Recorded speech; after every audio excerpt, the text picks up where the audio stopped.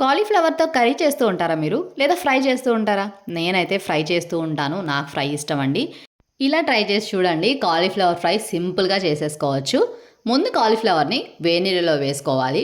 వేడినీళ్ళలో wash చేసిన తర్వాత ఒక క్లాత్ పైన వేసి తడి లేకుండా తుడుచుకోండి. తర్వాత ఒక మిక్సింగ్ బౌల్ తీసుకొని మిక్సింగ్ బౌల్‌లోకి వేసేసుకోవాలి. ఇప్పుడు అందులో పసుపు, రుచికి సరిపడా సాల్ట్, టేబుల్ స్పూన్ కారం, టేబుల్ స్పూన్ అల్లం వెల్లుల్లి పేస్ట్. కారం కావాలంటే ఎక్కువ వేసుకోవచ్చండి. కొంచెం గరం మసాలా పౌడర్, ధనియాల పొడి కూడా వేసుకొని బాగా పట్టేలాగా కలుపుకోవాలి.